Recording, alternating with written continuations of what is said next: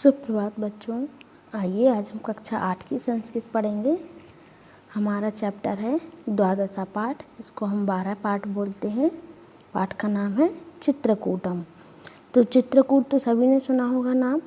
तो चित्रकूट में क्या हुआ, ये कहाँ पर स्थित है, ये हमारे देश की किस तरह धरोहर को में समाहित है, इतिहास इसका क्या है, इस सब को हम पढ़ेंगे। किसके बारे में, एक निबंध लिखा गया है चित्रकूट पर। निबंध के माध्यम से हम चित्रकूट की जानकारी पढ़ेंगे।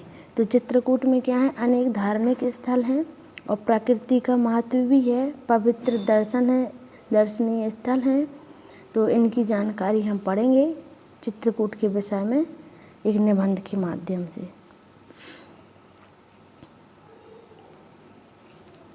मध्य प्रदेशस्य सतनामण्डले विन्ध्याचलपर्वतमालायां मध्ये नैसर्गिक स्मरणीये विस्तृतक्षेत्रे तीर्थस्थलं चित्रकूटम स्थितम् अस्ति। मध्य प्रदेश के सतना मंडल के विन्ध्याचल पर्वतमाला के बीच एक प्राकृतिक और अत्यंत सुंदर और विशाल क्षेत्र है।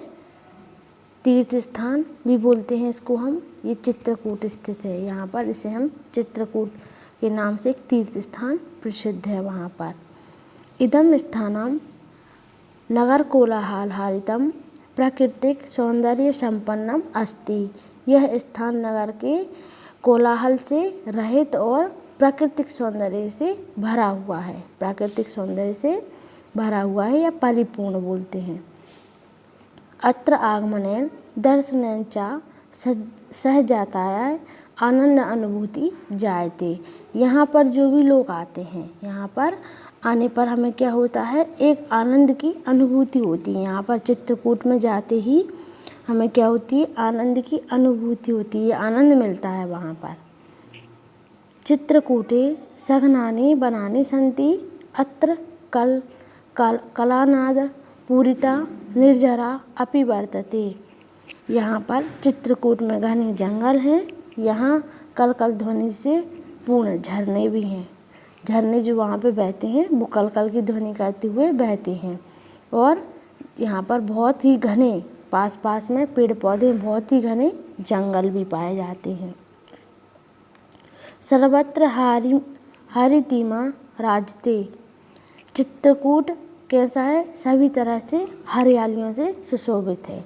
सर्वत्र हरिताज जायते, तो हरियालियों से भरा हुआ है। चित्रकूटस्य धार्मिकम सांस्कृतम नैसर्गिकम अपि महत्तम विद्यते। सभी तरह से चित्रकूट क्या है, धार्मिक, सांस्कृतिक और प्राकृतिक इसका महत्व है चित्रकूट का। कथ्यते यत् भगवान रामचंद्र वनवास काले सीता लक्ष्मणाभ्यं सह एकादश वर्षाणि यावत् चित्रकूटे यत् निकासम कृतवान। जब कहा जाता है, ऐसा पुराणों में लिखा हुआ है कि जब भगवान राम ने वनवास के समय, जब भगवान राम को वनवास हुआ था, तो इसी समय वो सीता और लक्ष्मण के साथ यहाँ पर 12 वर्ष तक रुके थे। कहाँ, चित्रकूट में निवास किया था उन्होंने 12 साल। महर्षि यात्री साध्वी अनुसुईया च अत्रैव अनुसुईया साध्वी अत्येव तपस्या कृत्वा आत्मज्ञानम अलाभितां। यहाँ पर महर्षि यात्री और सती अनुसुईया ने यही तपस्या करके आत्मज्ञान प्राप्त किया था। जनश्रुत अनुसारम अत्रैव अनुसुईया ब्रह्मा विष्णु महेशानां स्वतपसा बालरूपेण साक्षात्कारम कृतवती। अनुसुईया के अनुसार यहीं पर अनुसुईया ने अपने तप से ब्रह्मा विष्णु और शंकर का बाल रूप में दर्शन किया था। यहाँ पर कहाँ पर, चित्रकूट में दर्शन किए थे। किसने, अनुसुईया ने तपस्या कर किसके, ब्रह्मा और विष्णु और शंकर जी के बाल रूप में, बचपन के रूप के दर्शन किए थे। अत्र अनेकानि दर्शनीयानि स्थलानि सन्ति। यहाँ अनेक देखने योग्य स्थान भी हैं, अनेक दार्शनिक स्थान भी हैं। अब हम सबसे पहले किसका पढ़ेंगे, यथा, मतलब कि ऐसे ही। अब हम पढ़ेंगे जैसे कि रामघाट। यहाँ पर चित्रकूट में देखने के लिए क्या है, रामघाट है।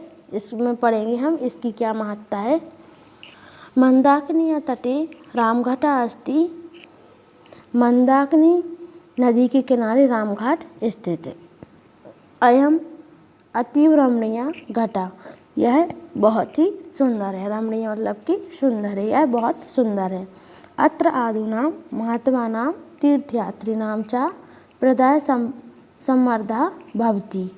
यहाँ साधुओं, महात्माओं और तीर्थयात्रियों की भीड़ हमेशा लगी रहती है। कहाँ पर, मंदाकिनी नदी के किनारे रामघाट पर।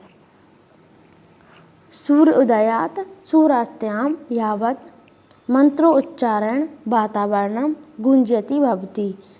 सूर्य उदय से सूर्य अस्त तक यहाँ पर क्या होता है, मंत्रों का उच्चारण गूंजता रहता है। यहाँ के वातावरण में मंत्रों का उच्चारण गूंजता रहता है। संध्या काले निर्जन समय मनोहर दृश्यम भवति। शाम के समय आरती, जब शाम होती है तो आरती में बड़ा ही क्या होता है, सुंदर दृश्य देखने को मिलता है। जब आरती होती है तो यहाँ का दृश्य बहुत ही सुंदर होता है। अत्र नौका विहारस्य आनंदा अपि यात्रिभिः लाभायते।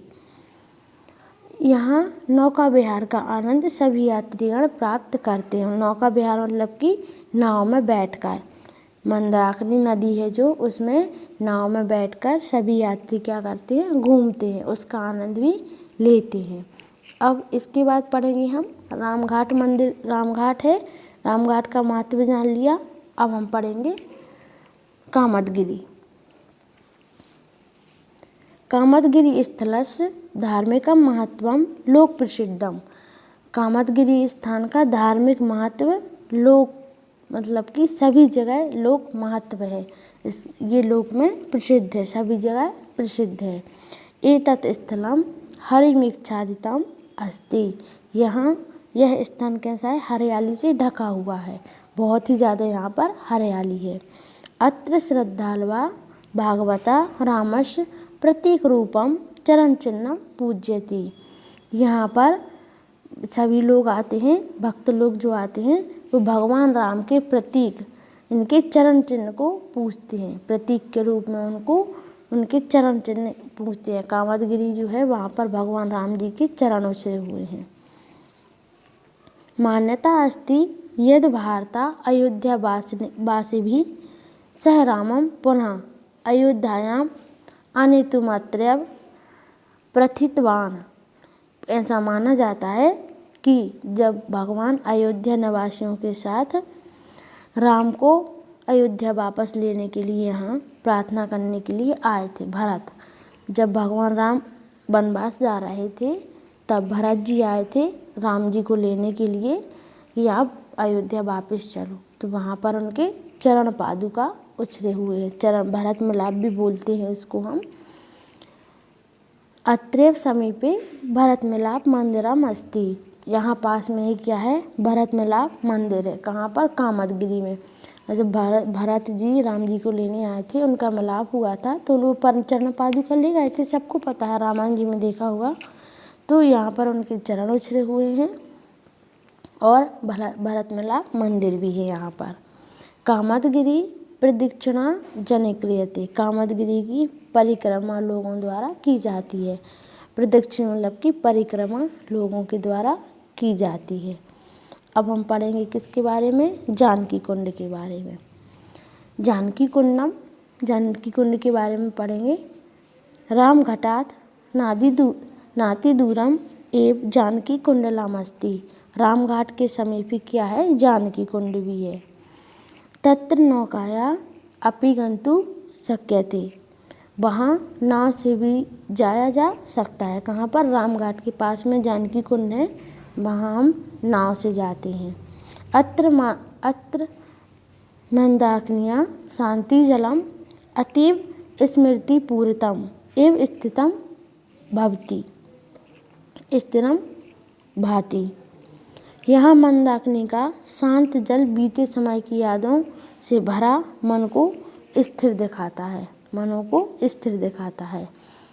जो जल यहाँ का बहता है ये शांति व पुराने समय के बारे में याद दिलाता है।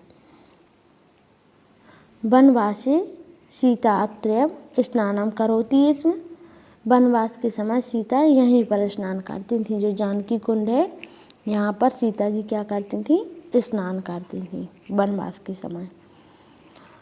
अतः एव एतस्य नाम जानकी कुंडलम इति प्रसिद्धम, अतः इसका नाम इसी कारण ये प्रसिद्ध हो गया, किसके नाम से, जानकी कुंड के नाम से। अब हम पढ़ेंगे, हमने पढ़ लिया क्या, रामघाट के बारे में पढ़ा, कामदगिरी और जानकी कुंडम। अब हम पढ़ेंगे अनुसुईया आश्रम कि जो अनुसुईया आश्रम है वो किस तरह से महत्वता रखता है। अनुसुईया आश्रम सघन वन मध्य अनुसुईया आश्रम विद्यते, तो घने जंगल के बीच अनुसुईया का आश्रम है। घने जंगल हैं जो उसके बीच में अनुसुईया का आश्रम है। अत्र पक्षिणा कलारवा निर्झरारा ध्वनि शीतल वायु चामांसिम रचयन्ति, यहाँ पर पक्षियों की मधुर ध्वनि, झरनों की झरझर की आवाज़, ठंडी वायु मन को मोहित करती है। मंदाकिनियाँ उद्गम स्थलम एतदेव, मंदाकिनी का उत्पत्ति स्थान यही है, कौन, अनुसुईया आश्रम। ब्रह्मा विष्णु महेश्वरात्ते अनुसुईयाद्यातः तपस्या अकुर्वाण, यहाँ पर ब्रह्मा विष्णु और शंकर आत्रि और अनुसुईया आदि ने तपस्या की थी। जहाँ पर क्या निकली है, यहाँ से मंदाकिनी नदी निकली हुई है, कहाँ से, अनुसुईया के आश्रम से। अब हम पढ़ेंगे स्फटिक लिशला। स्फटिक लिशला मतलब कि यहाँ पर किस प्रकार के विशाल शैलचित्र देखने को मिलते हैं। अब हम इसके बारे में पढ़ेंगे। तो जानकी कुंड समीपे एव विशाल शिला दर्शनीय वर्तते, जानकी कुंड के समीप ही एक विशाल शिला देखने योग्य है। शिला मतलब कि पत्थर, एक बड़ी पत्थर यहाँ पर देखने योग्य है। अत्रैव जयंता काकरूपेण सीताचरणे चक्षु प्रहारं कृतवान इति कृतवान आसीत इति प्रसिद्धम, यही जयंत ने कौवे के रूप में सीता के पैरों में चोंच से प्रहार किया था, ऐसी यहाँ पर प्रसिद्धता है। अब पढ़ेंगे हम गुप्त गोदावरी, गोदावरी के बारे में।